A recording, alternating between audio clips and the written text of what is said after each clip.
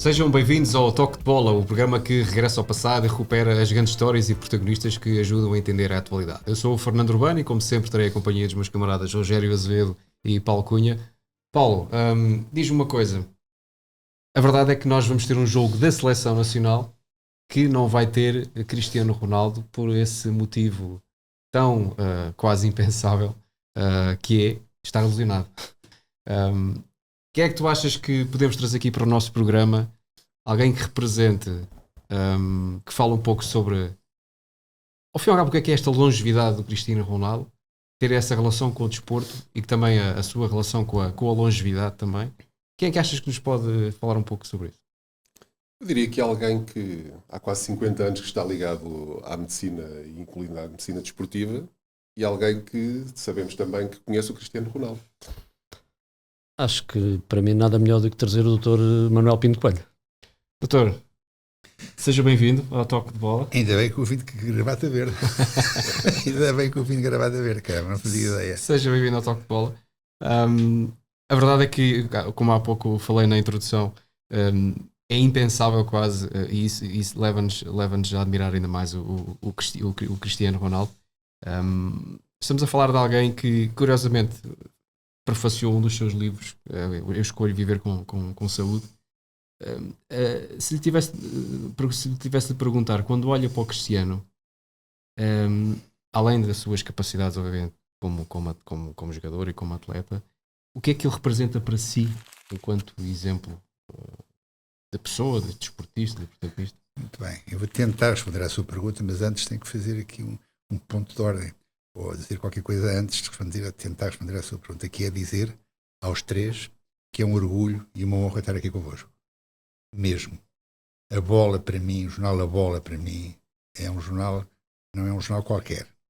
E porquê? Porque quando eu tive uma fase em que passei pelo desporto, passei pelo Sporting e pelo Stroop para aí um ano antes, e já agora 11 anos antes como médico de hóquei patins do Dramático de Cascais, era um jornal, através dos seus jornalistas, um jornal que eu lia muito, segundas, quintas e sábados, na altura. Só havia esses 3 dias. E lia muito e aprendi a estimar e a considerar, eu hoje penso que são referências para mim, grandes nomes que havia no jornal A Bola naquela altura. Era o Vítor Serpa, era o Alfredo Farinha, era o Homero Serpa, era o João Alves da Costa, era o Aurélio Márcio. Isto porquê? Porque na altura havia um desporto que me entusiasmava muito, que era o ciclismo. E que havia reportagens da Volta à França em bicicleta, por causa do nosso Joaquim Agostinho, que além de futebol, aliás, eu penso, não sei como é que eu ia dizer isto, eu penso que na altura, hóquei patins e ciclismo eram os desportos que os portugueses mais amavam e que mais gostavam e que mais acompanhavam. Para mim, o futebol aparece depois, principalmente com a entrada do Eusébio em cena, mas isso é uma maluquice minha, que eu penso que se não fosse o Eusébio, se calhar o futebol não tinha passado a perna ao ciclismo e ao hóquei patins como passou na altura. Isto a propósito do Jornal A Bola e estar aqui convosco. É um orgulho para mim estar convosco, estar aqui a participar neste programa. Não sei se o leitor ou o ouvinte vai ganhar alguma coisa com isso sem me ouvir. Agora, para mim é um prazer grande poder, de algum modo, poder ter estes microfones à minha frente e estar interessados naquilo que eu vou dizer. Sinto-me orgulhoso por poder fazer e quero dar os parabéns e agradecer a terem-se lembrado de mim para o vosso programa. Primeiro que tudo. Em relação à segunda questão, Cristiano Ronaldo. É evidente que Cristiano Ronaldo, como sabem, é uma lenda. É uma lenda. As pessoas não têm que morrer para serem lendas. Não é como o Eusébio. O Eusébio é uma lenda, mas já quando chegava a bola ele era uma lenda. E o Cristiano Ronaldo passa exatamente a mesma coisa. A forma como tem influenciado. Mesmo que não houvesse Reels e mesmo que não houvesse lá o YouTube e não houvesse os telemóveis que a pessoa nem tem que olhar para a televisão, olhar para o telemóvel. Mesmo que não houvesse nada disso, ele já era uma lenda. Porquê? E é interessante saber isto que eu penso eu que vos vou dizer, porque conhecer a história dele, conhecer a história da família, conhecer a história, conhecer um livro que eu acho inacreditável como é que ninguém fala do livro, chamado A Mãe Coragem, de um jornalista fantástico chamado Paulo Costa, que faz um livro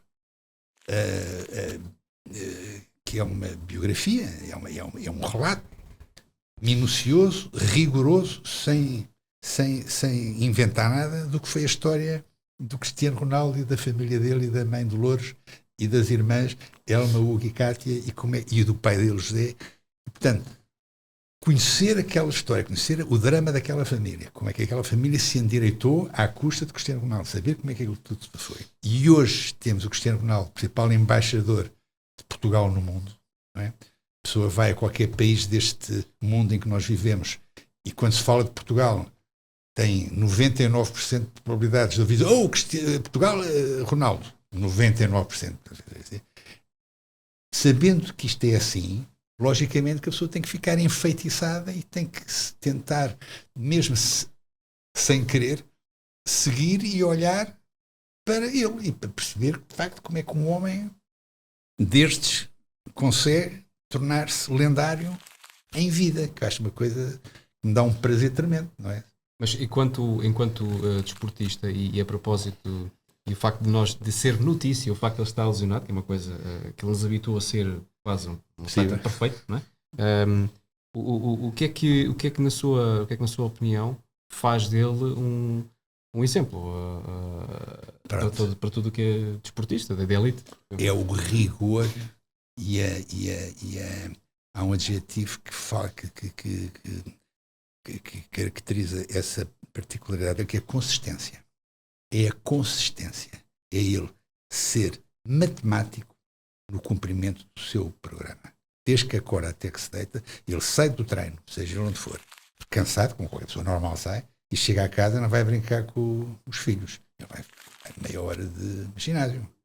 Quem é que faz mais isto? Se calhar há outras pessoas que o fazem, mas o doutor diz isso, não é só, diz isso com conhecimento de causa, não é? Porque pressupomos que quando mantém o contacto com ele, não é? Eu sou, mas eventualmente ele vai confiar também 300 outras pessoas, mas isso é que realmente o torna realmente diferente, porque tem a consistência, ele não falhar. Faz-me lembrar, um dia que ele entenda escrever um livro, que já vai escrever qualquer coisa como o Novak Djokovic escreveu. O Novak Djokovic escreveu um livro chamado Servir para Vencer, ou Serving to Win, tem nas duas línguas, em que lá diz o que é que ele fez para ser o jogador estratosférico que é hoje, com a idade que ele tem. E ele lá diz as coisas que ele faz. Agora, a propósito disso, as pessoas não sabem que o negócio da família dele lá na Sérvia é uma pizzaria. O negócio que fez com que a família de Djokovic não morresse à fome era uma pizzaria. E Djokovic decide só deixar de comer glúten, caseína e açúcar, no fundo. Mas foi a partir desse momento em que ele realmente disparou. Em 2010. Ele era um grande jogador, como foi, mas nunca é o jogador estratosférico que é hoje. Portanto, ele fez quando deixou de fazer isso. Extrapolando para o Cristiano Ronaldo. O Cristiano Ronaldo é deixar de comer glúten, caseína e açúcar, já não come há muito tempo. É, de facto, esta persistência, esta garra, esta alma que ele tem. Eu não sei se sabem como é que o Cristiano Ronaldo apareceu. No banco do Estoril Praia, nos júniores, nos juvenis júniores não, nos juvenis, o Aurélio Pereira estava sentado no banco e assistiu em frente o Estoril Praia a jogar contra o Sporting, aliás, a jogar contra o Andorinhas da Madeira, e um lance em frente ao banco em que o Ronaldo franzino é uma jogada de choque com outro jogador com mais corpo, e quanto o Aurélio Pereira, vamos acreditar que é verdade, se o Aurélio Pereira não tinha contado, e então o Ronaldo todo franzino leva um encostão do adversário todo mais avantajado que ele, e o Ronaldo diz: então ao puto, pá, então ao puto, Aurélio Pereira, mas conversa é esta? Então o gajo pareceu um coisinho ao puto para o outro. Ou seja, esta característica dele, guerreira, de acreditar em si, quase uma crença vem lá do outro lado, não sei, sou católico, acredito em Deus, pode vir Deus, mas não interessa, vindo lá de onde vem, não sei, mas esta crença nas suas capacidades nele está um pouco por detrás depois de tudo mais. Doutor, ele conseguiu, é a personificação quase do seu, julgo que é o seu primeiro livro desta área, ele conseguiu chegar novo a velho. Ele está a conseguir, porque ele é um estudioso. Disse-me a mim há um tempo que um dia era que se não entrasse, não fosse profissional de nutrição, iria estudar com rigor tudo quanto se tinha a ver com nutrição. Porque ele percebeu, assim como como o Linus Pauling, o homem que ganhou 2 prémios Nobel da Química e da Paz, percebeu que a medicina do futuro era a medicina nutricional. Ele percebeu que a nutrição tinha um papel fundamental na sua performance e no bem-estar que ele poderia vir a sentir enquanto atleta. E desde miúdo, desde cedo, que ele deu um valor tremendo realmente à nutrição. Isto que os nutricionistas hoje fazem, não é? Que nos dão 10-0 a nós médicos, nós não percebemos nada do assunto, não temos uma cadeira na faculdade que nos ensine. O estudante de medicina, o futuro médico, não percebe nada de nutrição, porque esse assunto não é ensinado na faculdade, eu não perco uma oportunidade de dizer, mas o Ronaldo já desde miúdo percebeu a importância gigante que aquilo que ele comia ou que não comia, ou que bebia e não bebia, tinha depois no seu desenvolvimento como jogador. Mas pronto, voltando atrás e respondendo à pergunta, eu acho que esta crença ilimitada nas suas possibilidades, nas suas capacidades e na influência gigante que a nutrição deveria ter, ou poderia ter, talvez tenha ajudado a fazer a diferença. Mas digamos só, ainda mantendo a questão da nutrição que tem a ver com o Ronaldo. Eu ia dizer que é que eu acho que está por trás desta lesão dele. Sim. No meu entendimento, não foi ele que me transmitiu, de forma nenhuma, posso estar enganado, mas é a minha ideia. Provavelmente não terá dado a dimensão de vida, se calhar não é nada disso que eu estou a dizer, mas já que está a perguntar a mim, eu estou a dizer aquilo que eu acho, à importância da hidratação. Uma lesão destas é a miofibrila que estica e que rompe. E nós, ele é uma lenda viva, mas provavelmente, quer dizer, não pode saber tudo ainda, e eu penso que poderia sabê-lo, mas pode-se ter esquecido da importância gigante que uma hidratação correta deve ter, o tal beber a quantidade correta de água. Nós somos 70% do nosso peso é água, não é? E muitas vezes mesmo as lendas Ronaldos podem eventualmente ter esquecido disto e não ter bebido a água na quantidade e a qualidade que se deve beber. Eu estou logo no livro que eu escrevi em novembro de 2015, Chegar Novo a Velho, está na capa, conheça as virtualidades do sol e do mar. E já falava do mar naquela altura. Vai assinar agora, 11 anos depois, vai sair, penso eu, a primeira água do mar portuguesa, água do mar isotónica. Isotónica, que é a água que imita a água que temos cá dentro de nós, não é? As nossas lágrimas são salgadas, o nosso suor é salgado, porque a água que temos dentro de nós, dentro e fora das nossas células, tem 9,4 gramas por litro de sal. Por isso é que as lágrimas são salgadas e o suor é salgado. Essa água chama-se isotónica e água que nós podemos beber, que imita as nossas lágrimas e o nosso suor, que tem propriedades que as células necessitam e quando não têm, pode acontecer o romper, neste caso a fibra muscular, que poderá estar por trás da lesão dos isquiotibiais que tem o Ronaldo. Estou a falar de cor, não troquei impressões com ele sobre isto. Isto é a minha ideia, também é-me permitir ter as minhas ideias, não é? Claro. A minha ideia que eu tenho é que se calhar, suponhamos, se calhar o nosso Ronaldo pode não ter dado, pode não ter dimensionado como deveria, em questão da força gigante, importantíssima, que a hidratação correta tem, que é uma hidratação correta. A hidratação com os minerais, com os oligoelementos que deve ter, principalmente o potássio, o magnésio, cálcio, também iodo, selênio, zinco, molibdênio e o cobre, os tais 82 minerais e oligoelementos que constam da tabela alimentar, mas principalmente o potássio e o magnésio, que são íons que estão e são eminentemente intracelulares, embora estejam também fora da célula, mas que comandam todos os nossos processos metabólicos possíveis e imaginários. A água do mar é porque a água do mar, eu falo da água do mar, não é? Tratada, não é água do mar glu, que tem 36 gramas por litro de sal. O rim entrava em insuficiência renal, ninguém aguentava. Sim, mas é só para introduzir, o doutor tem como uma das suas máximas, digamos assim, para que as pessoas devem beber a água do mar, devem beber a água que tem dentro deles. Na proporção certa, não é? Devem beber a água que tem dentro deles. Nossas lágrimas são salgadas. Nosso suor é salgado, que é 9,4 gramas por litro de sal. Desde quando é que a água que a gente bebe tem qualquer sal? Não tem. São mais os problemas da falta de sal do que o excesso dele. O sal está diabolizado e muito bem, o sal de mesa refinado, que é só cloro e sódio. O chamado sal fino, não é? O sal, enfim, é o sal que põe as pessoas nos gabinetes dos cardiologistas, consigo sim, tensão de disparo e por aí fora. Agora, o sal integral, que além do cloro e do sódio, tem o potássio, tem o magnésio, tem o selênio, tem o zinco, tem o molibdênio, tem aqueles minerais que são fundamentais, que as células precisam para fazer o trabalho delas, para se regenerarem. Essa água e esse cloro e esse sódio, eu ia dizer que são muito mais os problemas da falta do sal O excesso dele está conversado, o cloro e o sódio e o sal de mesa não fazem bem a ninguém. Agora, o cloro e o sódio na dimensão certa, as nossas lágrimas são salgadas. Não só é salgado, temos 9,4 gramas por litro de sal dentro do corpo. E a falta do sal origina uma coisa, estimula um sistema chamado sistema renina-angiotensina-aldosterona, que promove o quê? A inflamação. Ora, a inflamação, as rupturas a propósito da lesão do Ronaldo, a inflamação que está por trás de um fenómeno destes, pode eventualmente, Ronaldo, se não for nada disto, eu peço desculpa, mas é uma tentativa honesta, poder ajudar o auditório da bola a proteger-se de situações possíveis e outras situações também.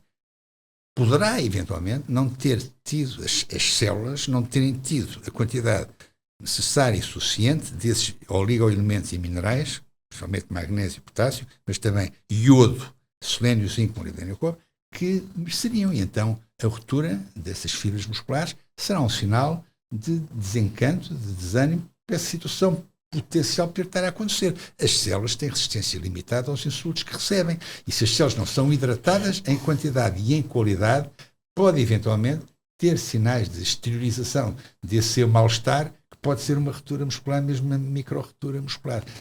Doutor, deixe-me só interrompê-lo a propósito, já que estamos a falar de água. Acha que o Cristiano Ronaldo bebe dos seus ensinamentos, costuma aconselhá-lo na nutrição? O Cristiano Ronaldo não precisa de médicos, para que as pessoas, quando estão enfermadas, não precisam de médicos para coisíssima nenhuma. Aliás, a ideia que eu digo, nas coisas que eu digo, nas coisas que eu falo, é ensinar a pessoa a ser gestora da sua própria saúde. Um monstro como o Ronaldo, com as fontes de informação incríveis que ele tem, nem sei se liga alguma coisa às coisas que eu digo ou não, mas lá fez a simpatia, como disse muito bem, de prefaciar o livro de Eu Escolho Crescer com Saúde, para ensinar aos miúdos a não terem que levar com um médico mais tarde nas vidas deles, sabe a importância gigante que uma nutrição tem, e quando se fala em nutrição não se fala só no sólido, fala-se também no líquido, de forma preferencial, porque somos 70% de água, só somos 30% de massa sólida, somos 70% de água, e a água que temos dentro de nós. Eu aproveito esta oportunidade, o Jornal A Bola me dá, através do vosso podcast, poder dizer isto ao auditório da Bola. Tenham em devida conta que somos isso mesmo, somos isso maioritariamente água, e a água que temos dentro de nós é especial de corrida. É a água que tem não só o cloro e o sódio, mas tem 9,4 gramas por litro, não é os 36 da água do mar, que é um exagero, mas temos 4 vezes menos, mas temos esse cloro e esse sódio, mas temos também magnésio, potássio, aquilo que eu disse já 3 ou 4 vezes. E esses minerais são fundamentais. Se nós tivermos tudo isto, estes minerais, estes oligoelementos, organizados de uma maneira correta, em proporção correta entre eles, a célula fica mais feliz. A célula, os seus portadores, que somos nós próprios, se calhar não sentem tanta fome. Se calhar reagem de maneira completamente diferente às aventuras que têm, às agressões que têm no seu dia-a-dia. Muitas das lesões que os desportistas têm, o António Gaspar, estou convencido que concorda comigo, é exatamente por não dar às células aquilo que elas gostariam de ter e que não lhes é dado. Tem várias formas de manifestar esse seu desencanto, uma deles é a micro-ruptura. Ou seja, para um jogador como o Ronaldo, acredito que, na sua opinião, a dieta tem que ser, a dieta principal num jogador de elite tem que ser baseada em quê? Pronto. Eu prefiro a expressão regime à expressão dieta, que a dieta é uma neura. A dieta é uma chatice. Eu acho que eu pensava que já estivesse fora de moda, porque antigamente a dieta tinha um tom pejorativo. Mas ainda continua a ter. Mas pronto, dieta é uma coisa que não é agradável. Vou fazer dieta. Não, quando fala de dieta é mesmo no sentido aquilo que nós comemos. O regime. O Ronaldo está super atento das coisas que ele faz, porque nunca teve lesões até agora e por esta parte de estas coisas assim, porque está atento a estas questões e é gestor da sua própria saúde. Só pode ser gestor da própria saúde quem tem o conhecimento devido.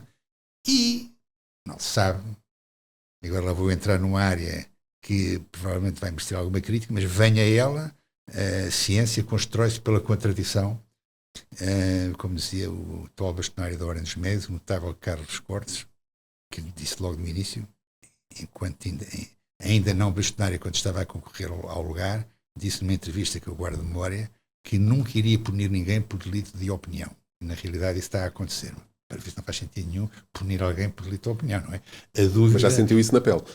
Claro... Porque sentiu isso muitas vezes, não é? Ui, meu Deus da minha alma, se não tivesse um bom advogado, devia ser giro. A dúvida, esse motor da inteligência, como disse o vosso colega Pedro Almeida Vieira, do Página 1, uma mulher notável, que não mais me esquece, a dúvida, esse motor da inteligência nunca pode ser transformado em pecado que se deva punir. Mas de facto nenhum. A dúvida é com a dúvida que a ciência avança. É exatamente com a dúvida, é pondo em causa aquilo que se sabe, o conhecimento na circunstância, é pondo em causa que as pessoas conseguem que o dia da manhã que seja melhor que o dia de hoje. Mas, portanto, a questão é exatamente... É do regime. O regime tem que ser um regime que vá ao encontro das necessidades do nosso equipamento celular. E o que a gente dizia, dieta mediterrânica, será regime mediterrâneo, faz sentido? Faz todo o sentido. Aliás, para mim mais sentido que a dieta mediterrânica. Eu não gosto muito da dieta mediterrânica, eu prefiro a dieta paleolítica, porque a Mediterrânea aceita a caseína dos laticínios. E o paleolítico não aceita, nem deixa de aceitar, porque não havia, portanto nem tinha nada que pensar sobre uma coisa que não existia, não é? Na altura, ninguém se tinha lembrado de andar a mamar das tetas dos outros animais. Quem mamava das tetas da vaca eram os bezerros, na altura, não é? Agora, com a entrada da agricultura há 10 mil anos, é que o homem, mãozinha do homem, não é? Mete assim a mão, logicamente as coisas não correm tão bem.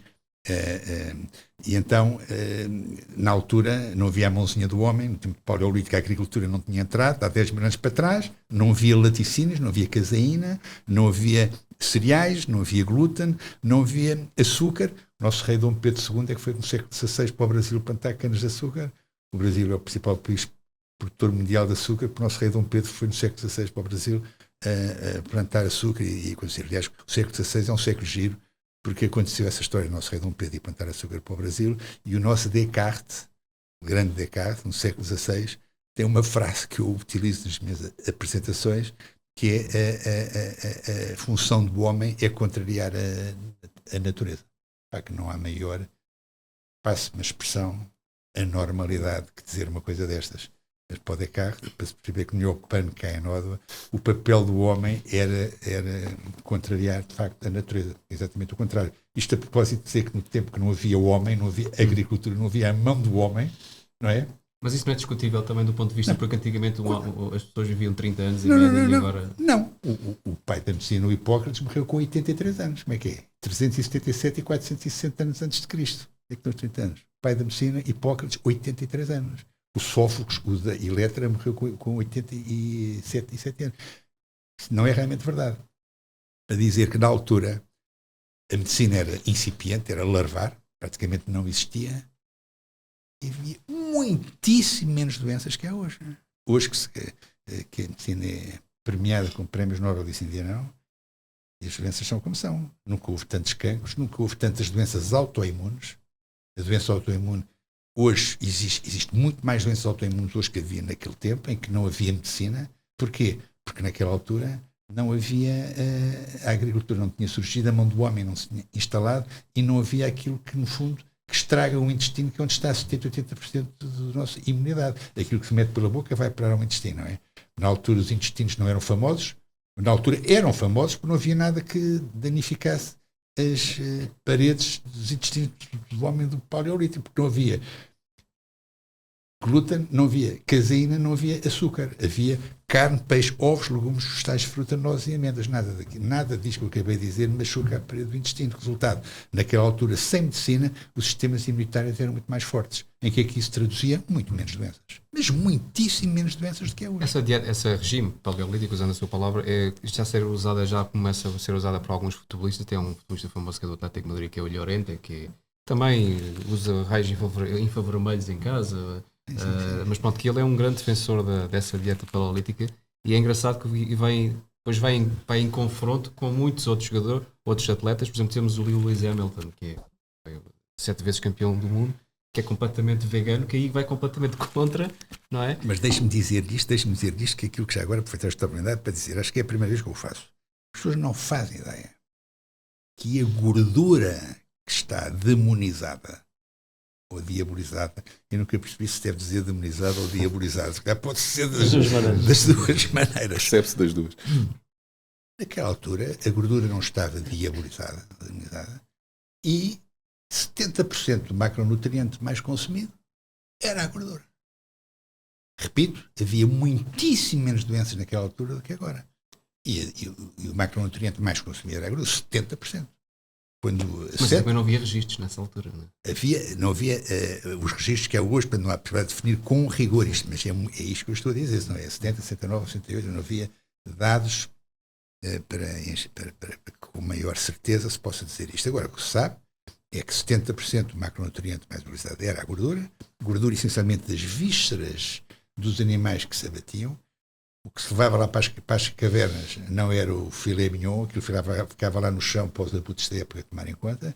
O que se levava para as cavernas eram as vísceras. Eram os miolos, era a mioleira, era o coração, o fígado, os pulmões, o intestino. Eram as vísceras que se comia. E as vísceras que são riquíssimas em gordura. E a gordura naquele tempo, como eu digo, o hidrato de carbono naquele tempo praticamente que não existia. O hidrato de carbono, hoje é ao contrário, é 70% de hidrato de carbono e é 15% de gordura, que a gordura foi diabolizada de maneira maquiavélica. Gordura é igual a colesterol ou não? Exatamente. Hoje, por causa de um homem, um tarado, se metida a expressão, se houvesse prémio Nobel ao contrário, o homem já o teria ganho, já não tem, o homem já morreu, coitado. Paz à sua alma, morreu em 2019. O doutor tem uma visão muito diferente, muito fora da caixa, sabemos assim, em relação ao colesterol. Um tarado, passo-me a expressão, um tarado que resolveu inventar que era a gordura e o colesterol que estava por trás das doenças cardiovasculares. É mentira. É mentira. O que está por trás das doenças cardiovasculares é a inflamação, traduzida essencialmente pelo açúcar. Essencialmente, mas não só. Por isso é que eu chamo ao colesterol uma arma de distração massiva, porque as pessoas distraem-se com o colesterol e gordura e esquecem-se, estão-se a esquecer do açúcar e da inflamação que o açúcar provoca. Diz que o Cristiano Ronaldo prefaciou o Escolho Crescer com Saúde, o único livro na vida dele que ele prefaciou, tem alguma vaidade, como já está a perceber, em dizer isto, mas ele ensina aos miúdos, a partir da altura em que sabem ler, aos 15 anos, para terem cuidadinho com o açúcar, que é o açúcar que os vai pôr mais tarde obesos, ou com cancro, ou com doenças autoimunes, ou com doenças neurodegenerativas, ou não fosse o açúcar o principal elemento inflamatório, não há nada mais inflamatório que de facto o açúcar, e todas as doenças que existem praticamente, menos uma outra hereditária ou genética, o síndrome de Down ou uma outra qualquer, que de facto a pessoa nasce condicionada geneticamente e tem a doença, mas fora esses casos raros, praticamente todas as doenças têm inflamação por trás. E sendo o açúcar o elemento mais inflamatório que existe à superfície da Terra, logicamente que o Ronaldo, no seu sentido de oportunidade, diz aos miúdos e diz aos pais, aos avós e aos tios dos miúdos, não deem presentes envenenados aos putos logo que eles têm as idades, para os premiar das boas ações deles, porque esse açúcar que estou a dar é que os vai pôr depois mais tarde obesos, diabéticos, como sabe, mais de 50% da população é obesa e pré-diabética e diabética. Porque é exatamente esse presente que vão fazer mais tarde com esses problemas. Porquê? Porque os centros que recompensam o açúcar no cérebro são exatamente os mesmos centros que recompensam o heroinómano. Eu sei do que falo, tive 17 mil heroinómanos em duas clínicas, uma em Sintra e outra em Gondomar. E aquilo que compensa o açúcar são exatamente os mesmos centros que recompensam a heroína. Escusado será perguntar a um heroína se é desfácil deixar aquela droga. Da mesma maneira que o miúdo é ensinado a gostar de açúcar desde cedo, é muito difícil virar as costas a um gelado, ou um mousse de chocolate, ou um arroz doce, ou o que é que vai. É muito difícil. Porquê? Porque os centros estão lá, são ensinados desde cedo a gostar daquilo. Portanto, a tal história do regime do Paleolítico. No tempo do Paleolítico não havia as doenças que há hoje porque não havia açúcar, porque não havia cereais, não havia trigo sem cevada, não havia glúten, não havia caseína. Ninguém se tinha lembrado da mamar das tetas da vaca. Quem se lembrava da mamar das tetas da vaca eram os bezerros. Portanto, não havia caseína, que é uma proteína que também provoca o intestino poroso, como provoca o açúcar e como provoca o glúten desses cereais. Ou seja, o que provoca inflamação, que é aquilo que está por trás de praticamente todas as doenças que existem, no tempo de Paleolítico não havia carne, peixe, ovos, vegetais, legumes, fruta, nos alimentos não havia nada. O hidrato de carbono, que era 10, 15%, que havia, era a fruta que era sazonal, a pessoa plantava a árvore e só colhia lá o o fruto da árvore, não sei quantos meses depois, portanto, comia-se 2 vezes por ano, 3 vezes por ano o hidrato de carbono, aí, por isso é que é só 15% que era hidrato de carbono, e os vegetais, que chamavam-se caçadores-coletores, que andavam a cavar o chão para tirar lá qualquer coisa verde para poder comer, e esse era o hidrato de carbono que havia. E depois as pessoas mexiam-se, não andava tudo de rabinho tremido como anda hoje, não? Na altura a roda tinha sido inventada, a malta também andava a pé, também contribuía para o menor número de doenças que havia na altura, o exercício, que na altura era obrigatório, porque não havia forma de não fazer. Como é que vê os desportistas que são veganos? Acho que acho uma maravilha, só que tem que compensar aquilo que a proteína animal não lhes dá, tem que compensar a vitamina B12, tem que outros aminoácidos de facto importantes têm que ser compensados, que eram trazidas pela carne e pelo peixe, não tem que compensar. Isso não é batota, entre aspas. Não, é suplementar, vamos lá ver, o suplemento não tem que ser condenado. O suplemento, desde que apareceu a agricultura intensiva, não é? Que faz com que aquilo que sai do chão hoje não seja propriamente a mesma coisa que acontecia há 50 anos atrás, quando não havia a dita agricultura intensiva. Portanto, aquilo que sai do chão, seja ela planta, ou seja animal, ou seja o que seja, como já não há, tem que ser compensado. O suplemento é absolutamente fundamental. Na altura havia o principal marcador do nosso sistema imunitário, que é a vitamina D, como se sabe. Na altura as pessoas faziam a vida ao ar livre, portanto estavam mais tempo ao sol, tinham mais vitamina D, níveis de vitamina D muito superiores. Hoje, como há uma pandemia à escala global de hipovitaminose D, ninguém tem níveis de vitamina D como devem lá nos 80 nanogramas por mililitro. Se perguntar a 100 pessoas, 98 têm níveis de vitamina D para baixo. A não ser suplementando, a não ser tomando o sol pela boca, que é como que se deve fazer com o tal suplemento, aí então já tem o tal valor 25 HD, que é a análise que mede para cima de 80, e como tal já resiste melhor às infecções e aos assaltos que os micro-organismos que nos rodeiam nos fazem. Porquê? Porque de facto a vitamina D, sendo o principal marcador do sistema imunitário, ter níveis de vitamina D elevados, tem menos probabilidade de ficar doente. Só que de facto depois há todo um setor que fica para trás. Um dos grandes investigadores de vitamina D, Cícero Gali Coimbra, um brasileiro, disse em uma conferência que fez em São Paulo, em 2013, disse que se todos tomássemos 10.000 unidades internacionais de vitamina D por dia, os grandes grupos farmacêuticos levavam um arromo de pelo menos 40%. Para dizer que de facto muito menos gente ficava doente. Isto não sabe, pode o suplemento, se não é fraude, suplementar. Não, porque não sabe suplementar. Aliás, eu acho que é um trabalho que tem que ser feito. Tem que se perguntar, tem que se questionar, tem que se pôr em questão, tem que se duvidar e tem que se avançar assim, não é? A dúvida, qual motor de inteligência, Pedro Almeida Vieira, não pode ser convertida em pecado, precisar de uma penitência. Por que não tornar o suplemento mais atual e mais discutido e mais... Normalizá-lo. Normalizá-lo. Explicar que, de facto, que nas circunstâncias ideais não fazia falta nenhuma, mas para isso era preciso que aquilo... que o alimento fosse perfeito. Não é, desculpe bem, doutor, não é possível o Ronaldo chegar aos 41 anos a jogar na Seleção Nacional ainda agora sem suplementação. Eu estou convencido que não. Eu não estou a falar por ele, calma aí, não estou a falar por ele, estou a dizer, estou a imaginar que ele está aqui à minha frente, não me mandatou para dizer coisa nenhuma, eu estou convencido que não. Eu estou convencido que ele sabe melhor do que ninguém, pelo menos dentro da área do desporto, pouca gente estará mais informada que ele, que o suplemento é absolutamente fundamental. Eu repito, eu disse há pouco, as nossas células têm resistência limitada aos insultos que recebem. Se as células não têm o material que precisam, não conseguem fazer o trabalho delas. Qual é o material que precisam? Então, é os minerais, magnésios, potássios da vida, os iodos, é os oligoelementos, que mesmo uma porcentagem menor fazem-nos a falta, o selênio, o zinco por aí fora, e tudo aquilo que pode, de algum modo, beliscar realmente a nossa imunidade com os campos eletromagnéticos, as próprias toxinas e tal. Para não falar do stress e de um sono não reparador, há outras formas realmente de fragilizar o sistema imunitário. Não é só os alimentos que se metem pela boca e que vão inflamar a parede do intestino.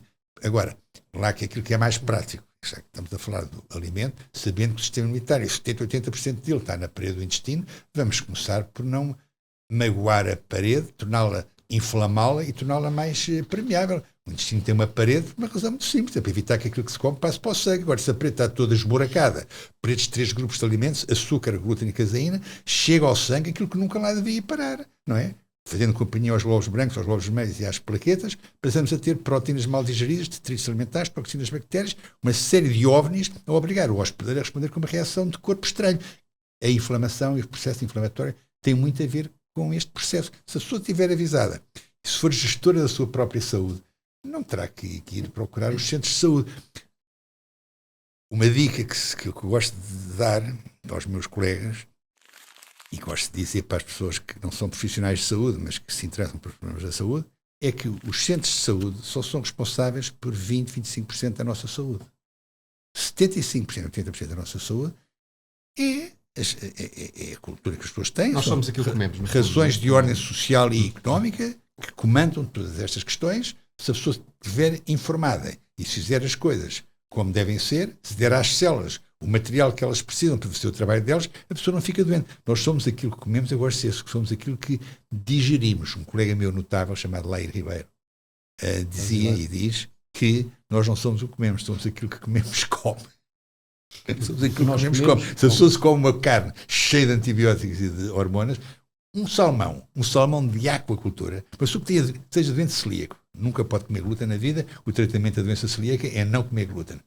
Come um salmão alimentado a farinha, é como se estivesse a comer um papo seco, é como se estivesse a comer trigo de uma sanduíche ali no café da esquina. Porquê? Porque o salmão da aquacultura é alimentado a farinha. Porquê é que o salmão da aquacultura pesa mais e é maior? Tem uma superfície corporal muito superior e um peso muito superior. É pá, porque é alimentado com farinha. O salmão original lá da Noruega, vamos ver como é que vai correr ao Sporting, o Bodø/Glimt de amanhã. Estamos a gravar antes do jogo. Se comer o salmão da Noruega é diferente. Aí, ômega 3 fantástico, os tais ácidos seguros EPA e DHA, anti-inflamatórios, anticoagulantes. Portanto, somos aquilo que comemos como. Não só aquilo que comemos. Temos de prestar atenção àquilo que a gente come. Doutor, nós temos aqui sensivelmente 3 anos antes do Cristiano Ronaldo nascer, o doutor estava na crista onda de algum modo, porque o Sporting tinha acabado de ser campeão nacional, vencedor da taça, e venceria depois a Supertaça, e eu queria que o doutor, se não se importasse, me ajudasse numa coisa, que é, nós temos aqui uma fotografia que eu já lhe mostro assim do Sporting campeão nacional, e neste caso vencedor da Taça de Portugal em 81, 82, e há aqui uma pessoa, que é esta pessoa que está aqui assim, que vocês verão que nós não conseguimos decifrar quem seja, e eu gostaria que o doutor me ajudasse aqui, que é este senhor aqui, falta cabeleira e um bocadinho, eu diria um bocadinho anafado, não sei se estou correto ou não, mas gostaria que o doutor me... Que memórias é que lhe traz essa foto? Rogério, você é lixado, pá. Não é de eu gostar do Jornal A Bola, pá. Caramba, eu, cheio de cabelo na altura, Jaime Lopes, o Nogueira disse-me uma coisa que eu nunca mais me esqueço. Eu tinha a mania de treinar com eles, ia para alguém treinar com eles e fazia tudo com eles. Lá na Bulgária, em Paparova, e ele disse uma coisa assim: doutor, o doutor deve ter batido com a cabeça na Marquesa ao nascer. Mas queria que é pá, porque não é suposto um médico estar ali armado em artista, em jogador a fazer. O médico é para tratar, não é para estar agora a jogar e é para estar a fazer os exercícios físicos que os dois faziam. O doutor deve ter nessa altura seguia os ensinamentos de hoje? Aprendi muito. Pá, caramba, pá. E já um ano antes, no Estoril Praia, com o Torres, com o Pérez e com o Ruas, que foram os 3 treinadores do Estoril Praia nesse ano de 80-81, também já tinha aprendido. Como? O Fernando Santos na equipa. O Fernando Santos era o defesa de direitos, com um bigode como o Nogueira agora aqui. O doutor conseguiu moldar dar-lhe algum suplemento para o mau feitio matinal. Exatamente. Nessa altura falava menos do que fala agora. O Nogueira, o Barão, o António Oliveira, o Virgílio, o Alisson gostava muito dele porque o Virgílio falava inglês, então ele em campo orientava os outros jogadores com as instruções que o Alisson dava do banco. Epá, mas o Lito, que surpresa inacreditável que me fez aqui, pá, doutor, muito obrigado, bem-aja, pá. Doutor, destes 3 que nós temos aqui, os 3 mosqueteiros do Sporting, o que é que lhe... Jordão, Manuel Fernandes e Oliveira. Esta fotografia foi final da Taça de Portugal, Sporting Braga, que o Braga com o Quinito vai de de smoking. Papillon, de branco e com o de Papillon, com o Ramalhianos lá em cima, lá na bancada. Caramba, pá, que saudade. Esse tempo de Sporting com o Malcolm Ellison, como é que o descreveria? Que saudade. Olha, E como é que aparece eu lá? vou Como é que- tentar de uma forma resumida. responder à sua pergunta, lembrando uma entrevista que o grande Alfredo Farinha, que eu vi mais vezes que seria suposto que os outros jornalistas do Jornal A Bola, porque o Alfredo Farinha vivia no Estoril, e eu tinha saído do Estoril para o Sporting, portanto conhecia muito bem. O Alfredo Farinha foi, em final da época, acompanhar o Sporting a Pamparovo, na Bulgária. Depois do Sporting ter sido campeão já. Depois do Sporting ter sido campeão. E entrevistou eu estava sempre com ele, porque o não sabia falar português, eu estava ali, sabia falar inglês, por isso é que O doutor traduzia. não era por ser médico de equipa, é por saber falar inglês. E então o Alfredo Farinha pergunta ao Alisson, em determinada altura: Mister, explique lá como é que é possível para a equipa a jogar tão ligada, jogadores tão contentes, tão felizes. Aquilo era o Alisson, o treinador, e o Radizic, que veio do Estrela Vermelha e do Real Madrid como preparador físico. Como é que é possível a equipa estar tão ligada, tantos golos, tanta alegria? O Sporting ganhava, mas não era 1-0, ganhava 4-3, 5-4. Como é que é possível? A resposta do Alisson: Manuel, explique. Pergunte-lhe a ele para imaginar ver um cisne no lago. Que bonito, não é? Que bucólico, que romântico, o cisne, todo branquinho. Lago. O que é que acontece por debaixo d'água? Ou seja, muito trabalhinho. Muito trabalhinho. Era a imagem. Foi assim que ele respondeu ao Alfredo Farinha da Bola. Como é que foi possível ganharmos tudo Doutor, o campeonato? conte assim 2 ou 3 histórias do Malcolm Ellison, que foi alguém que marcou uma era no futebol português pela novidade dos métodos, pela forma como lidava com os jogadores. Não há nada que Tem eu que tomar faça balanço. com mais prazer. Só quer saber quanto tempo é que eu tenho. Está à vontade. O Alisson tinha realmente uma maneira diferente de ser. Ele acreditava que o jogador de futebol não poderia ter um tratamento como que se fosse muito obrigado. Como que se fosse que não fosse um ser humano. No fundo, que é essencialmente um ser humano, tem as necessidades dos seres humanos, tem os tiques dos seres humanos, tem os vícios dos seres humanos, e, no entendimento dele, o jogador ir obrigatoriamente para estágio antes dos jogos era uma atestado de incompetência que se lhe estava a passar. Como que és um menino de escola, não te sabes portar bem, vais para dentro de um hotel para estar o diretor em cima de ti para ver se te fazes a asneira para no dia seguinte poderes ganhar os jogos e a equipa poder... Achou isso uma coisa perfeitamente ridícula. E dizia, em Inglaterra, ninguém ia para estágios, para os hotéis, para as suas casas, iam nos seus carros para os campos, para os jogos, chegavam 3 horas antes ou 4 anos para os jogos, é isso que eles faziam. E eu explicava. E foi uma das coisas que agarrou a equipa. Tratar o jogador de futebol como uma pessoa crescida é fundamental. Puxar pelo ego deles. Eu delego em ti a responsabilidade dos teus cuidados. Na altura havia aquela ideia que o jogador de futebol não podia fazer sexo nas vésperas dos jogos. Eu estava-se a rir e dizer assim: é preferível fazer sexo que ir para a casa de banho, fechar a chave e fazer as neiras. Como acontece quando apetece estar com a mulher e não está com a mulher, apetece estar com o homem, enfim. Não faz sentido nenhum estar a substituir. E mais depois, olha, se o jogador é casado, se tem filhos, há um filho que está com febre, o jogador não dorme nada a pensar na febre do filho que devia estar com ele e não está. Se o jogador é solteiro e tem uma namorada se for bonita, fica cheio de dúvidas como é que a namorada se porta bem ou se porta mal, ou se não aproveita o marido, ou o namorado está no hotel para ir fazer as neiras e fazer as loucuras dali.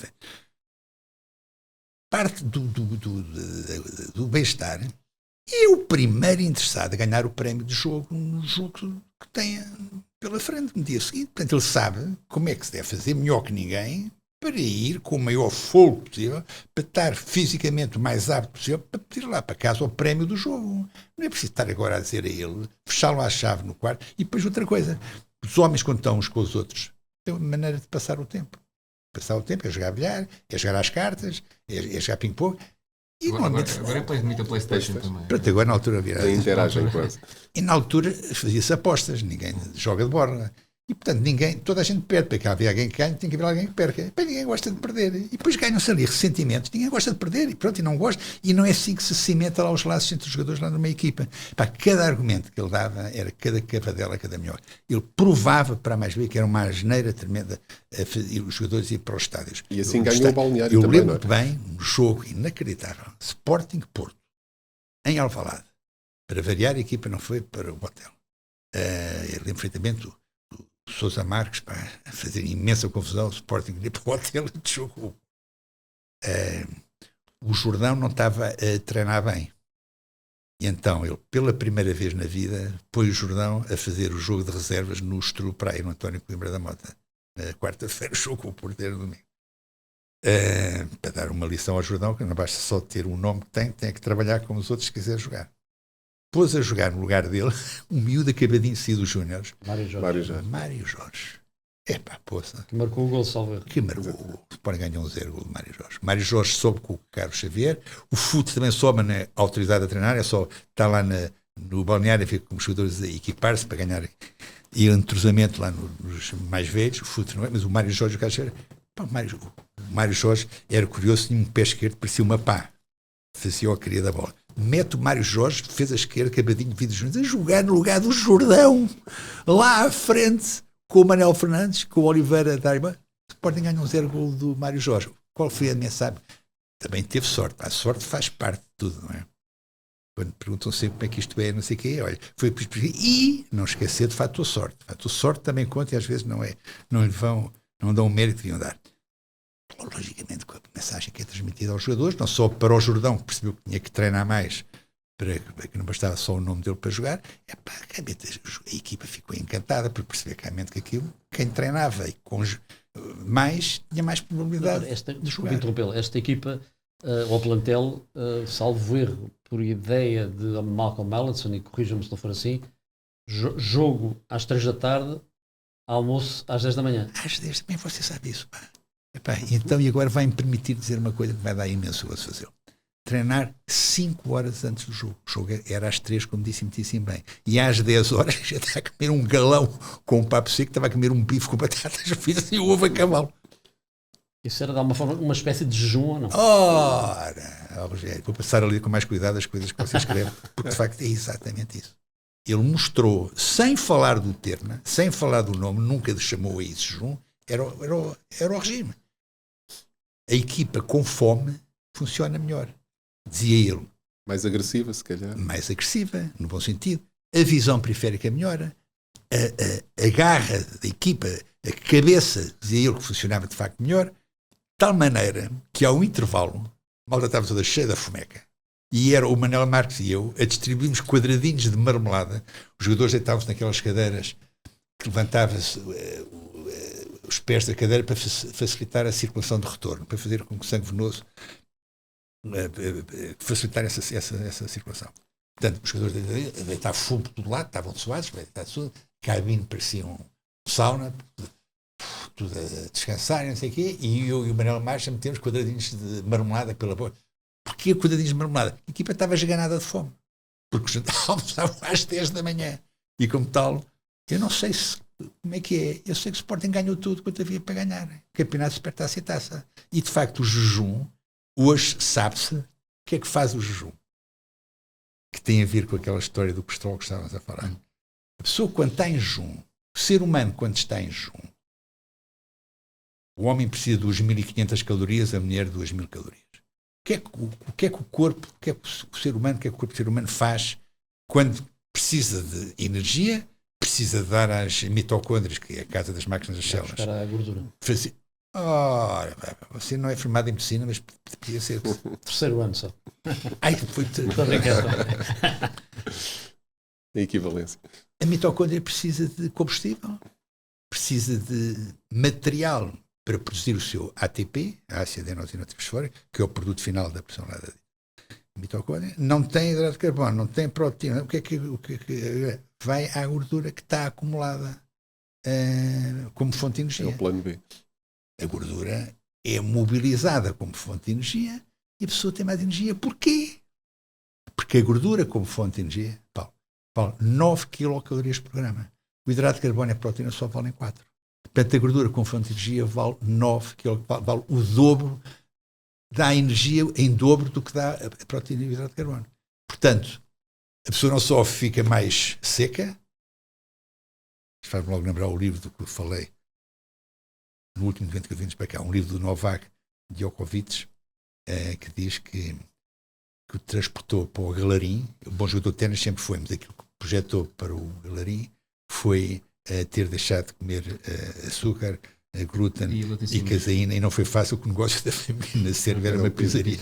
Ele diz que isso foi quando foi em 2010, quando ele conheceu um famoso nutricionista, não recordo o nome, mas foi em 2010, ele diz que, mas ele também era sensível ao glúten. Era, mas podia não ser, mas mesmo não sendo... Mas mesmo que não fosse, mas essa é justamente também uma questão que gera alguma controvérsia, porque a questão do glúten, para quem não é sensível, já vejo muitos médicos a dizer que não se deve proibir, entre aspas, né?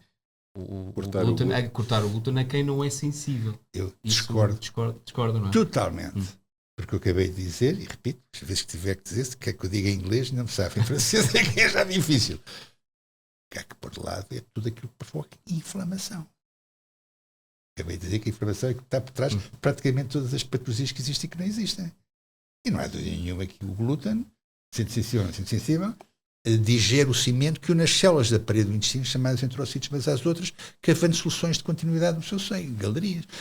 Estava a dizer, o intestino tem uma parede para cumprir uma função de barreira, para evitar que aquilo que se come passe para o sangue. Agora, se a parede está toda esburacada, chega ao sangue, de qualquer maneira, coisas que nunca lá deveriam ir parar. O sangue é para ter plaquetas vermelhas e brancas, não é para ter proteínas mal digeridas, detritos alimentares, toxinas e bactérias. E aquilo, um dos elementos, mas das proteínas que provoca isso, é o aglomerado de proteínas chamado glúten. Glutenina, gliadina, que tem muita chamada zonulina, que parece um berbequim a furar a parede do intestino. Portanto, sendo a pessoa sensível ou não sensível, é evidente que o glúten não dá saúde a ninguém. O Djokovic viu, mesmo com o negócio da família sendo uma pizzaria, deixou de comer pizzas, deixou de comer glúten. O livro dele servir para vencer metade do livro é receitas, sem glúten, e sem caseína e sem açúcar também, em que ele explica como é que deu o salto. Mas a questão é de facto essa. É que é importante conhecer aquilo que está por trás em relação às gorduras das 5 horas de jejum que o Rogério falou. Se a pessoa se não come, o corpo, para dar a energia às mitocôndrias que elas necessitam, para poder produzir o tal ATP, não tem outra solução se não ir à nossa gordura, à gordura que temos acumulada. Homem precisa de 2.500, mulher precisa de 2.000 calorias. Logicamente, há que a única fonte, o único recurso, a única reserva é de facto a gordura, é lá a gordura que vai. Por isso é que o jogador, a pessoa que faz realmente este regime, o jogador de futebol, come desta maneira, é seco de carnes. E ao Djokovic ficou seco. A figura de estilo que eu utilizo é o croissant e o palmier. Eu digo que a pessoa que come glúten parece um croissant, a pessoa que deixa de comer glúten vira palmier. Não é gordo e magro, é inchado e seco. O Djokovic explica isso bem. A pessoa está inchada, deixa de comer glúten, seca, fica seco. Além de ele ganhar os pontos de detalhe que é preciso realmente este tipo de coisa, e o glúten ajuda bastante. Depois há outra parte também de manter a sua... Mas a questão do jejum, só até para clarificar, porque depois há muitas pessoas que depois querem-se também informar melhor.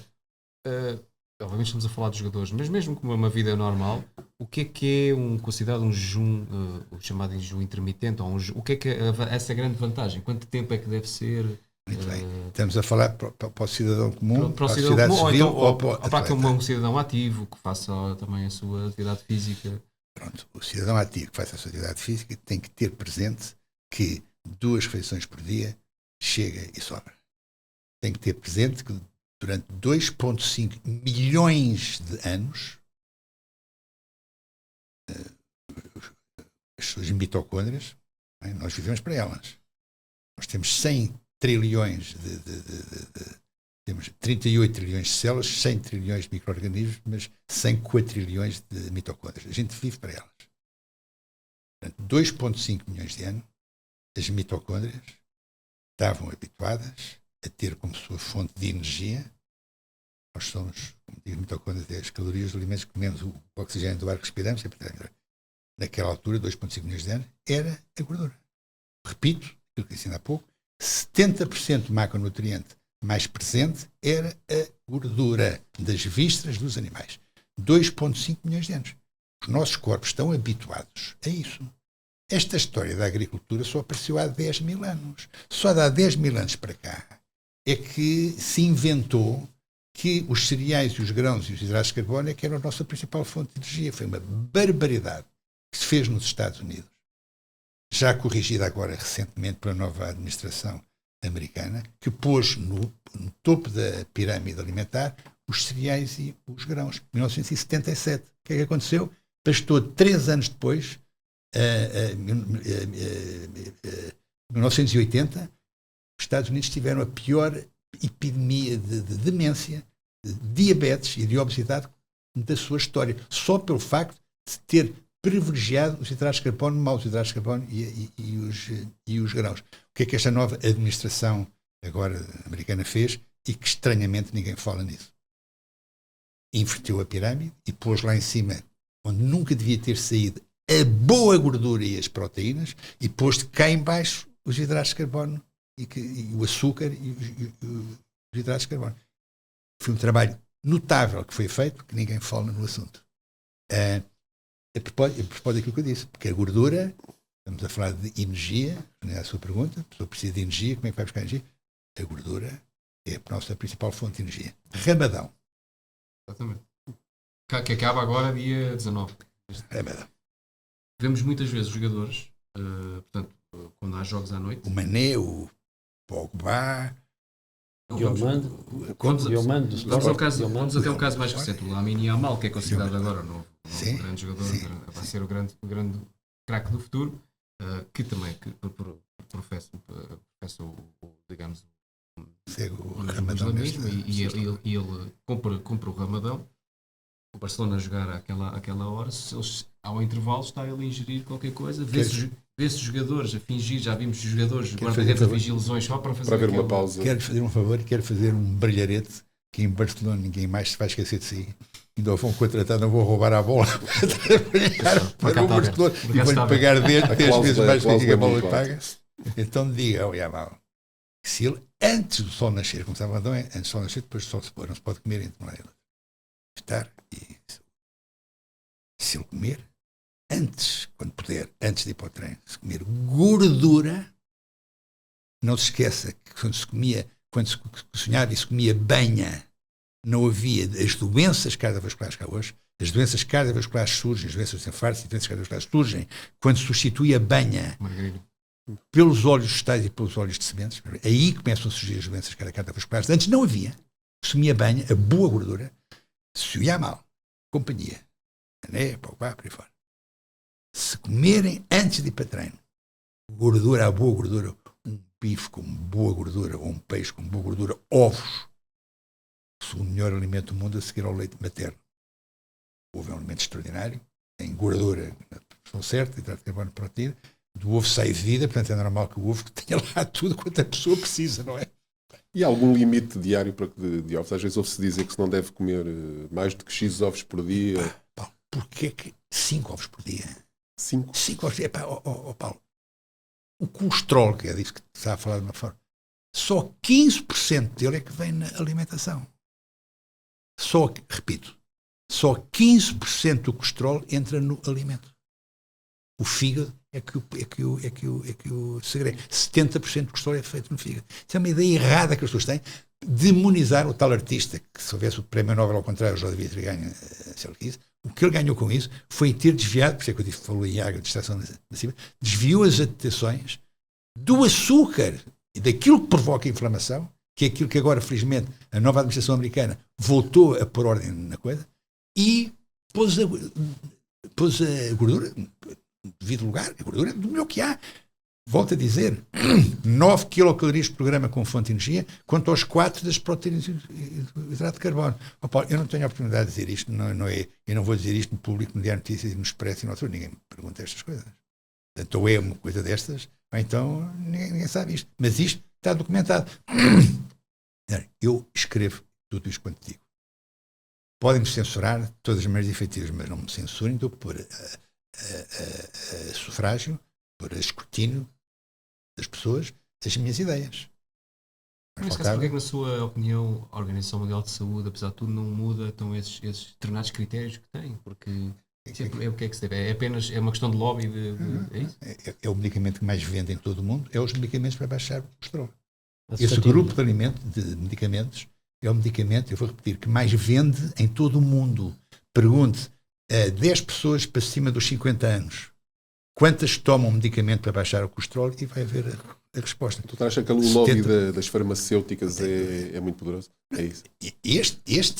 Esta molécula, vou ver se resistem a dizer o nome, deste grupo de medicamentos para baixar o colesterol, que é absolutamente escandaloso, é o medicamento mais vendido, porque se demonizou o colesterol, dizer que as pessoas têm as doenças do coração por causa da placa que aparece na artéria. Já agora, para se saber, essa placa, quando aparece na artéria, já não é a placa que provoca a maioria das doenças cardiovasculares. A maioria das doenças cardiovasculares é o estreitamento da artéria provocada pela inflamação trazida pelo açúcar. Quando é o trombo, quando é o obstáculo que provoca, que também acontece, a porcentagem de colesterol nesse obstáculo é de 10% só. 90% é miofibrilhas do tecido, a fibra muscular lisa que constitui um endotélio vascular, fibrina, cálcio, ferro, plaquetas e também colesterol. Mas o colesterol é 10%.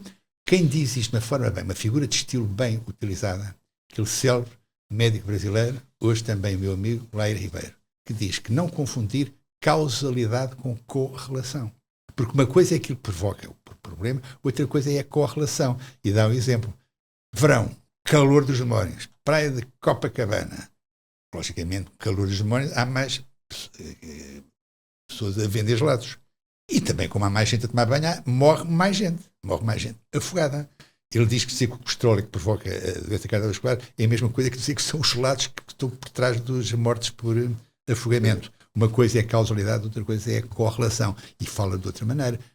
Um incêndio, está lá o bombeiro a ajudar a apagar o incêndio. Não se vai dizer que foi o bombeiro que provocou o incêndio, embora há um maluco ou outro que o faça, mas em princípio não é. Outra figura de estilo que utiliza, há um roubo, é chamada a polícia. Na altura em que a polícia chega para tomar conta da ocorrência, vai passar um tipo com muito mau aspecto à porta. A polícia não pode levar esse tipo com muito mau aspecto dentro por ter sido ele que provocou o roubo. Uma coisa é causalidade, outra coisa é correlação. Isto tem que ser dito alto e bom som. E eu agradeço muito a oportunidade que a bola me dá para eu dizer isto. Diga uma coisa, claramente. Introduzindo agora uma ligeira brincadeira. Podemos dizer que nós, na alimentação, devemos ser racistas, ou seja, zero coisas de branco, não ao açúcar, não à farinha. Então você tem uma câmara oculta no meu gabinete de trabalho. Não, já vi muitos vídeos seus. Já por isso já estou... Aquilo que eu digo, e dá mais gozo dizer ao africano que tem a pele negra, dá-me gozo dizer isso a ele ou a ela, dizer, olha, tudo quanto é branco não presta. Só se vê dentro daí. Olha, que eu não me estou a meter consigo. Eu não me estou a meter consigo. Mesmo que eu fosse branquelas, eu dizia a mesma coisa. E lá lhe explico. Arroz e batata, índice glicémico elevado, mas não tem glúten. Pão e massa, índice glicémico baixo, mas tem glúten. Portanto, pelo índice glicémico, ninguém gosta de ter peso a mais, ou pelo glúten, o que é branco não presta. E lá digo, volta ao paleolítico. Por isso é que eu prefiro o paleolítico ao mediterrâneo, porque o paleolítico também no paleolítico ninguém dava a mamar das tetas dos outros animais, não é? Como no Mediterrâneo que aceita os laticínios. Mas não tem o azeite. Não. Mas o paleolítico não inventaram essa coisa fantástica que é o azeite. Também é verdade. Os únicos óleos que se podem usar é azeite e óleo de coco. Todos os outros é uma palhaçada. Porquê? Azeite puro, atenção. O azeite e o óleo de coco não têm aquilo que os maus óleos têm, que é uma coisa chamada ácido linoleico, carregado de ômega 6, que é coagulante e inflamatório. O ácido linoleico, como o glúten, são os dois grandes venenos que temos na nossa alimentação, que existem nos alimentos processados, nos óleos vegetais e nos óleos de sementes e nas gorduras trans.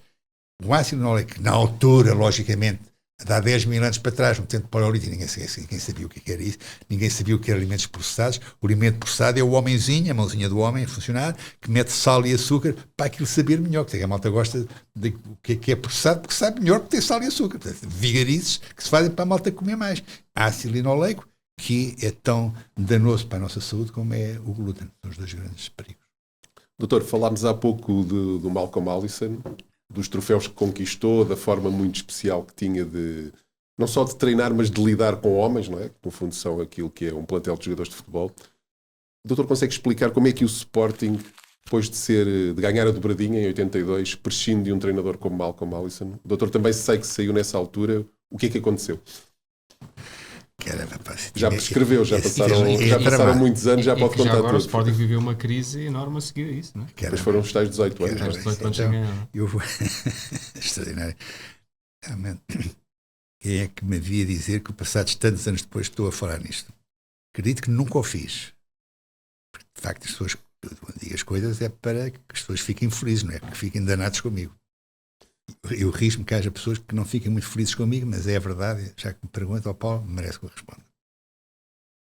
Quando a época acabou, a equipa foi fazer um estágio para Pamporov, para a Bulgária. Já foi logo mal organizado por 15 dias jogadores de futebol dentro de um hotel. Só podia dar asneira. As empregadas lá, não havia jeans na altura. Eu lembro perfeitamente o Caixa Xavier e o Mário Jorge de jeans normais, para o sucesso que eles fizeram, nem queira saber. É evidente, quer dizer, foi um sítio em que de facto nunca tinham visto nada daquilo, rapaziada nova, todos felizes, que tinham ganho tudo, não ganho mais alguma coisa, com as meninas a olhar para eles, chatice. Depois houve situações lá que eu não vou contar, mas que só aconteceram porque a equipa não tinha nada que estar tanto tempo enfiada dentro do hotel. Para 15 dias achei um disparate completo. O ambiente sem camaradagem e de alegria era de tal ordem que até houve uma altura em que empurraram um médico vestido para dentro da água, tudo médico era eu. Como outras coisas que aconteceram, lembro-me disto que aconteceu comigo. Né? Começou a constar em Lisboa, mais propriamente em Benidorm, onde o presidente do clube estava de férias, João Rocha, que imperava a indisciplina no seio da equipa do Sporting em Pamporov, que é uma coisa inacreditável. Chamar aquilo indisciplina, camaradagem pura e alegria pura e sã e despida de qualquer outra coisa que não fosse só o prazer de comemorar e de nos divertirmos. Não, de facto, foi uma maldade muito, muito, muito grande. O que é que acontece? Eu sei quem é que foi que transmitiu essa notícia para o presidente, mas não o vou dizer aqui. foi um jogador? Foi. Que teve um aliado dentro da equipa, que por cima era aquele aliado que menos merecia, porque era um dos que o treinador Allison mais gostava e mais acarinhava, que não era nenhum craque. Craques, era o Mesar, o Oliveira, o Jordão e o Manuel Fernandes, o resto eram ótimos jogadores de futebol que fizeram um campeonato extraordinário, porque tinha um extraordinário mentor, Allison, o treinador, Malcolm Allison, mas esse jogador com esse outro jogador conseguiram transmitir um recado ao presidente João Rocha, que estava em Benidorm, que a indisciplina graçava da equipa, que era uma vergonha, e outros detalhes que eu não vou agora aqui falar. O que é que aconteceu? Houve outros detalhes também, com certeza, que se passaram, juntando a estes, sem ninguém perceber como, e caminhoneta, e lá dentro, chega a Alvalade e recebe a notícia de um departamento de futebol que os serviços do treinador Malcolm Allison tinham sido prescindidos, tinham sido mandaram embora. Eu nem queria acreditar. Nem queria acreditar como é que é possível. E os jogadores, como é que reagiram? Pelo menos a maior parte deles. Há um livro que conta bem isso, que é um livro do diretor da National Geographic, chamado Big Mal, que é um livro que conta a história desse ano, 81, 82.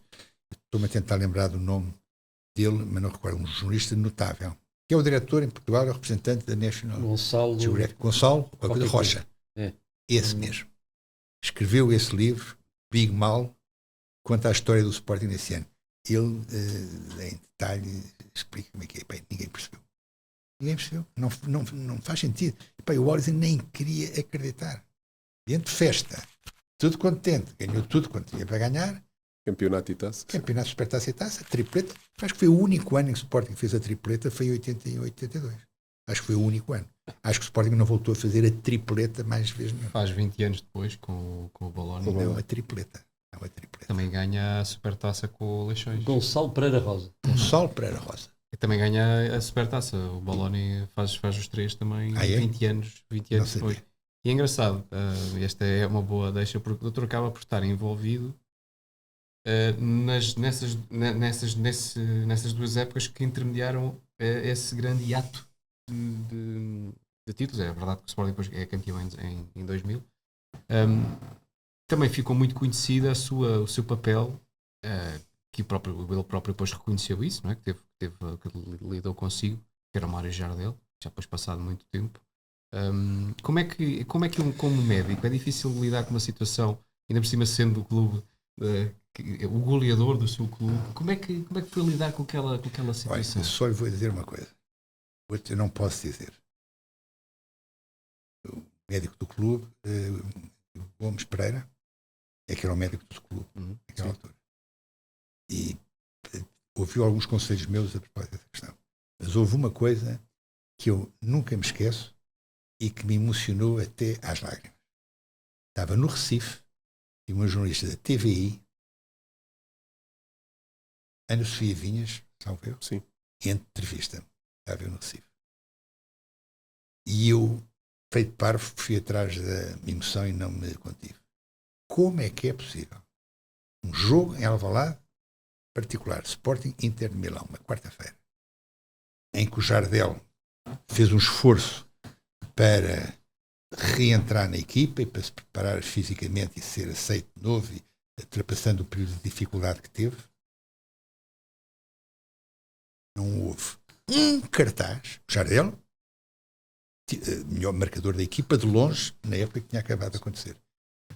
Não houve um cartaz no Alvalade inteiro a dizer: Jardel, volta, Jardel, precisamos de ti, força, Jardel. Um cartaz que tivesse feito, que tivesse dito. Inacreditável. Digo, estou à vontade para dizer o que eu senti, não tenho vergonha nenhuma das coisas que eu sinto. Como é que a massa associativa de Sporting se esqueceu tão rapidamente de um homem responsável pela época brilhante que o Sporting tinha acabado de fazer. Ele marcou praticamente, foi o melhor marcador da equipa, de longe. Não sei se foi nesse ano que fez os 46 gols. Sim. Foi botador nesse ano. E não houve. Ele teve um momento de desequilíbrio, de que as coisas não correram bem, e não houve. Cartaz, dizer, Jardel, deixa-te lá de loucuras, volta lá. Eu nunca mais me esqueço disto, como estão a perceber pelo facto de estar a relatar isto. E de facto depois as coisas não correram bem e nunca mais voltou a ser. Mas acabou por criar uma relação também muito forte com ele, emocional com ele. Sim. E como é que viu depois a forma como ele foi desenvolvendo e, lá, digamos, ele próprio já falou sobre isso, portanto isto não é nenhum segredo, não é? Mas como ele foi resolvendo a situação, como é que viu isso? Com um grande sofrimento. Não posso ser mais nada que isto. Claro. Mas com um grande sofrimento. Cheguei a estar com ele num campo do filho do Zé Sousa Sintra, no Alentejo. Tinha um campo de touros, uma arena, não sei se é assim que se diz, um tentadero, ou o que era. Sim. Fomos treinar para lá, e eu estava com ele, dormia lá, a treiná-lo para ele recuperar, para poder fazer o jogo com o Inter de Milão. Depois mandava-lhe a bola, porque eu disse, houve uma vez que eu não agarrei, a bola bate-me no coisa, caramba, parece que tinha levado com um chumbo, com aquela cabeçada incrível, aquela força incrível que ele tinha no pescoço, a bola bateu, tipo, era um jogador, para ir treinar, e corria com ele lá nos montes, não sei mais, vibrei muito com ele, e sofri muito com ele, e todo o processo à volta dele, eu vivi-o muito. E nota-se que isso ainda hoje Porque é um jogador extraordinário, não é? Para lembrar aquela letra do António Tavares Teles, voando, quando ele já ainda no Porto, voando sobre os centrais. António Pedro Vasconcelos e António Tavares Teles. Casté, fizeram essa letra. Era realmente um jogador extraordinário. Voar como Jardel sobre os centrais. Exatamente, era sobre os centrais. Caramba, foi um tempo realmente, enfim. Bom, e porque o tempo voou, infelizmente, e voou bastante. Nós temos sempre uma pergunta final relacionada com não é para o doutor responder, que é o tema, que não é para o doutor responder, portanto, que é uma alteraçãozinha ligeira, porque a pergunta que estava prevista já foi respondida aqui, que é, ao longo da história do Sporting, quantas vezes o Sporting ganhou as 3 competições numa mesma época? Campeonato, taça e supertaça. Eu pensava que tinha sido só em 81, 82, quando eu tinha sido lá médio. Pensava, já percebi que 20 anos depois que aumentei a minha cultura, melhorei a minha base de dados, já sei que 20 anos depois, com o Bologna, conseguiu fazer a mesma coisa. Por isso a resposta já fica mais ou menos no ar, mas pode Pelo menos mesmo duas estão nas garantidas. nossas redes sociais também responder e pode enviar também para o nosso e-mail toquedebola@bola.pt, também pode enviar obviamente sugestões. Resta-nos muito agradecer a sua presença, doutor, foi muito gratificante. Rogério, Paulo, mais uma vez, obrigado. Já sabe, obrigado por nos terem acompanhado. Bons toques no desporto e na vida. Vemos no próximo episódio. Posso dizer só uma coisinha muito rápida? Eu é que agradeço. Não é frase feita, não é para ficar bem na fotografia. Agradeço mesmo, do coração, porque fizeram relembrar tempos em que eu fui feliz. E olha que não é fácil tê-lo feito com o brilhantismo como fizeram e com que sou um jornalista com a vossa capacidade que sabia ver, conseguir ir ao âmago da questão, coisas que eu já nem me lembrava e conseguiram que eu pusesse cá fora. Peço desculpa às pessoas que posso ter-me lembrado, enfim, não estou bem a ver quem, mas enfim, se isso aconteceu, peço imensa desculpa, mas eu sou eu. Sou obrigado assim. a nós. Eu acho que espero que a Ordem dos Médicos não me ponha um processo. Acho que foi um bocadinho o serviço público que o doutor fez aqui também. Muito obrigado. Muito obrigado. Prazer, muito obrigado. Até o próximo episódio.